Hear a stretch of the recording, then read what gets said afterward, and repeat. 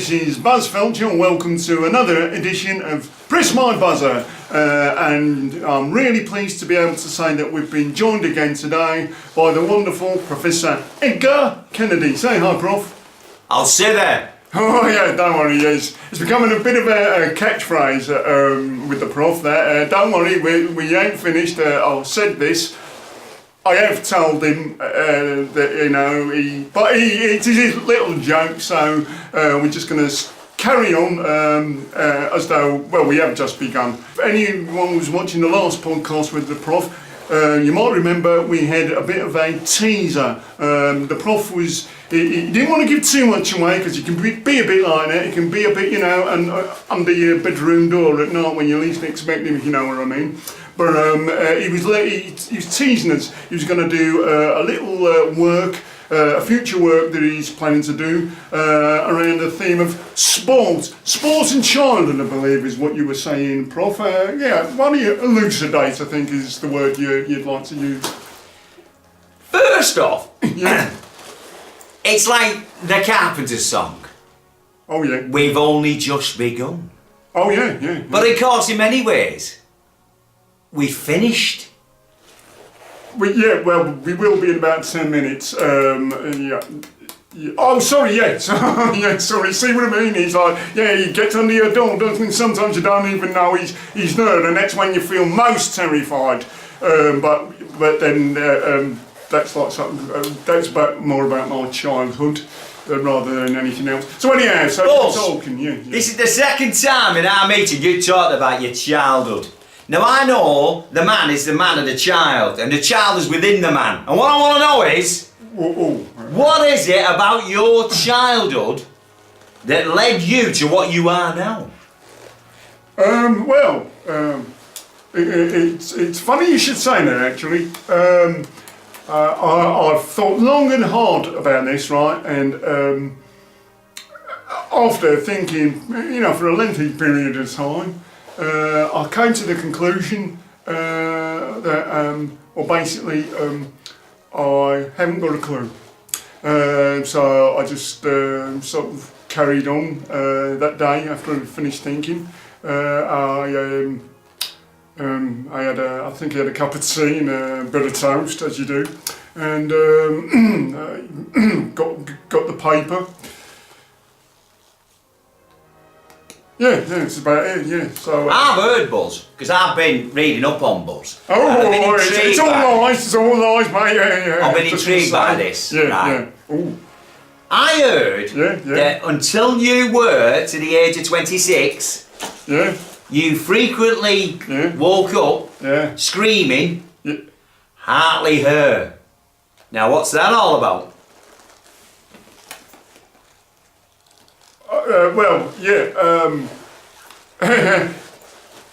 Funny you should say that, actually. What it was it's no secret I had a tough childhood in our house. We only had a black and white portable telly, and we only had 3 channels. And whenever the TV licence man used to come inquiring, they used to send me to the door because my parents used to say no, they can't do a child. So, but they were wrong, and I ended up in juvenile magistrates for not paying the TV licence. The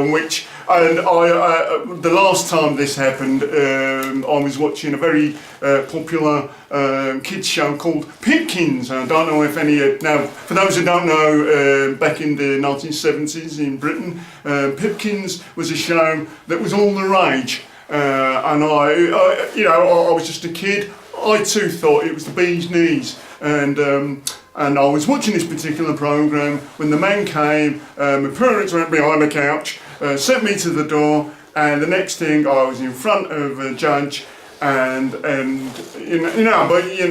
obviously I can't go into too much detail, but I think that was when that was the beginning of my rocky road to not only rebellion, but also to my redemption. Because it was when I was in Borstal that I first stole my first guitar, and then everything took off from there. But anyway, we're talking about me, and that's not what today was about. I wanted to really get... Buzz, what I want to say to you is a little jingle. Oh, jingles. I like jingles. It'll be a Prussian rush, this, to him. Oh, whatever that is, yeah.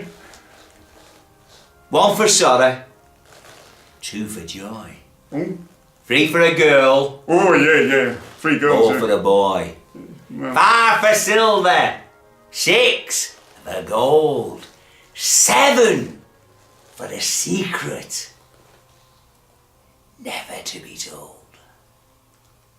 Well, I have no idea what that meant, but he comes here, he sees things and then he picks them up. He's like a thieving magpie of ideas. But that's what we like. We don't mind thieves as long as they're good thieves, the intelligent ones, which the prof is in that kind of way. So anyhow, what you got in your hands today? What it is, Buzz, is when you were a lad, Yeah, it were grass, yeah, mud, yeah. and blood. That's quite true. Yeah. And what we had were PE teachers, like him out of Kes. And what they used to do was hit your back at thighs with rope. Yeah. Or they'd throw medicine balls at you. Yeah. Sadistic they were, sadistic at school. Yeah. Battlefield schools were they. Yeah. But of course it engendered us a love of sport. And if you're northern, you could say, what's your sport? Is it football? Bollocks. Yes, it's still football. Yeah. There's only one sport if you're northern, What's that? and that's rugby league. Oh, now what's this? Now I'm affiliated with sports. I probably it'd be fair to say my main favourite sport would be some sort of water-based sport. But we're all different. The sport of the soil. Ooh. It's in the wind with the factory smoke. It's the pie you eat that's too cold. It's a northern sport, but it's going out of existence. Ooh. Sky, Oh dear. Super League, shite. The little clubs are going to the wall. This is a review of Rugby League 30 years ago, 1986. Listen, Buzz, to the clubs that used to play. Blackpool, Oh yeah. Bramley, Oh. Carlisle, Fulham, Hunslet, Yeah. Mansfield, Yeah. Runcorn. Oh, come to you. These are long forgotten, gone like ghosts into the fog of time. It's like a requiem for a north that don't exist anymore. I think you'd agree with that one, Paul. It's what the true northern soul is really about. Yeah. Community spirit. No violence on terraces. We were a community. Yeah, it's true. You could look at your fellow supporter and the opposition supporter, it didn't matter. What matters is the camaraderie of hitting somebody off the ball and not being seen by video refs. But of course, if you were northern, Yeah. especially in the 70s, rugby league wasn't the mainstream sport. I'm talking Dickie Davis. Oh, now. You can't leave us like this, Prof. Who was Dickie Davis? Dickie Davis and his eyes used to present World of Sport. Oh, it was a TV programme. Yeah. I think I remember that. Oh, here we go.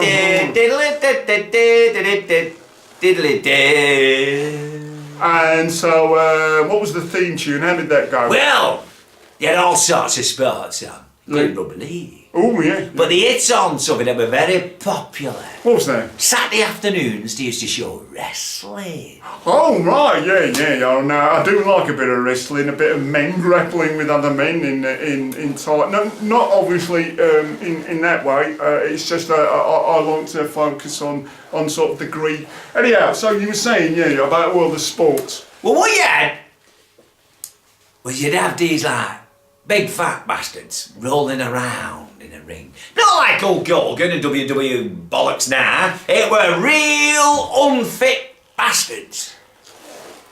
But there was a shining light. Somebody who offered a hope of a more tantalising future. Like Stuart Damon up Wheel Tappers and Shunters, like I said last time. Somebody who give us a glimpse of a world beyond clogs, ferrets, whippets, and poverty. A man mystical. A man who, on the telly, especially in colour, offered us a world beyond silence. Ooh, there's that. This is what I like. This is when it sounds like it's getting a bit tasty, you know. A world beyond silence. Is it a world of sports? Is it a world beyond silence? You judge. Now, so what's this work you're going to share with us today then, called? This is about a great hero of those wrestlers. Yeah? It's called Saturday Afternoon Samurai. Oh gosh, yeah. Already I can see your word pictures yet again. Well, yeah. So you take it away then, Prof. Saturday Afternoon Samurai. Among the ropes looms Big Daddy. Giant haystacks. He's the baddie. Oh, yeah. All the wrestlers strive for glory, but here is the greatest story. The Japanese warrior started at show, a masked identity hard to know, a mystical figure on the TV.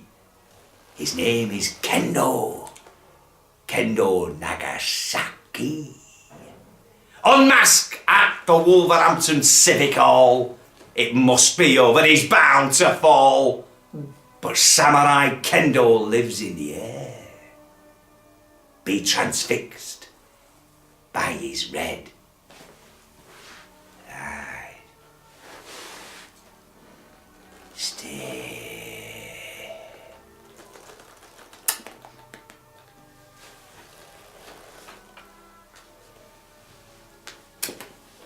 Oh, yeah, whoa, blimey, yeah, that's it, yes. That's sort of, I don't know about you, but it sort of summoned up so many images of my childhood, which I'd forgotten about until you just brought them back, memories of having to, being forced to watch World of Sport by my parents on a Saturday afternoon.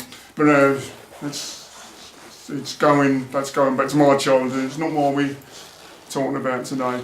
So when you were writing something like this, and you're specifically looking into your childhood, how do you go about coming up with these, conjuring up such word imagery?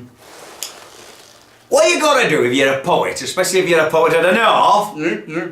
you gotta be beaten by the black and blue. And when I remember my past, and I kind of regress and dirge up, like a dredge, these pearls of wisdom from my soul, my dark charcoal soul, I find that things will emerge out of the mist. Jubblies, Parma violets, catweasel, Benny from Crossroads. These things come, but then they're filtered, like Walter Houston. And what you do is you filter out and you're left with the gold of the North. And of course the North has a poetry all of its own. If you're gonna kiss a girl, kiss her. But kiss her by the iron railings. Yeah, I used to know a Wally Houston. He was he used to own a club called the Golden Earring, and now it's just a block of flats now. And it got burnt down, not by me, Knocked down and renovated for future profit, or I did a windswept with the bramble and the slate, the blood and the lies, or are they inhabited by the souls of previous ghosts? Oh yeah, that's something that you'll have to decide, pot pickers. Yeah, well, oh, sorry, I've got no idea what that was about, but maybe, you know, you'll be able to get something out of that. So I think we've all learned something today, pot pickers, about... But what have you learned, Buzz? When you really get down to it, Yeah. what's life? You're born, you get fat, you lose your hair. Well, not all of us, you know what I mean, yeah. People you cared about tell you that I flake off. Yeah. And before you know it, you're dead. Such is the misery of the Northern.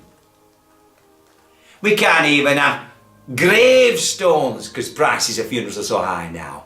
So you're walking on the dead souls of the Northern past.